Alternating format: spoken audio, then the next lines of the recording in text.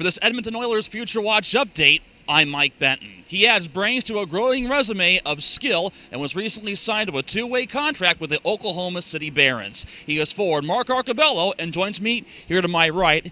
And Mark, being that you come from a program at Yale who is still adding right now names to a growing list of NHL experience, one of them including Chris Higgins, where do you see the Yale program heading right now in terms of growing future NHL talent? Well, it's obviously a great program. I think just this week Yale was selected #1 in the polls, the national poll this week. They're 10-1 right now. They're doing a great job. Coach Keith Elaine is also the World Junior coach for the U.S. this year, and he does a great job. So he's producing some pretty good players. Many media guides list you as 5'9", and some might say players of similar stature like Martin St. Louis, Steve Sullivan, even Brian Gianna use their craftiness on the ice to help grow themselves. How do you compare? I think the difference with those guys is they're just so much faster. Obviously they're not the biggest guys, but they make up for it in speed and skill. So, I've been working on that. I've been trying to get faster, stronger, and obviously working on my skills too. So, yeah, that's pretty much it, just kind of getting quicker.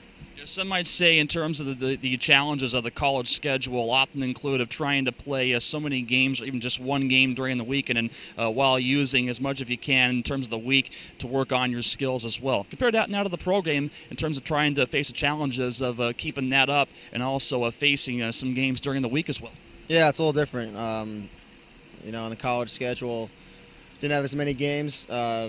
Pro game, just cramming a lot of games into pretty much the same time frame. So I guess it works works in your favor a little bit in the pro game because you're always on the ice playing against players. You're not practicing the whole week. You're always playing. You're working on those little things, in-game type skills and things you need to work on instead of just in the practice. When you come into training camp, how inspirational is it to be a part of the Oilers culture, meeting the coaches, being on the ice with some credentialed talent as well? Yeah, they have a great tradition. Up in Oklahoma City, played with some pretty good players that both have had experience in the NHL as well as the East Coast League. So you can see both sides of it, and I'm lucky to be a part of it. How does being a part of a first-place under team here help in your own development? It's great. Winning culture here is always great. You always want to have a positive mentality in the rink, and winning always helps that. When you compare this year to last season in balancing academics, a hockey lifestyle as well, what's the biggest difference? The biggest difference, I'd say, is just the kind of amount of time I have away from the rink. Last year I was always focused on getting my schoolwork done, other things outside of the rink. But here, it's great. You can just focus on hockey and not have to worry about the other things.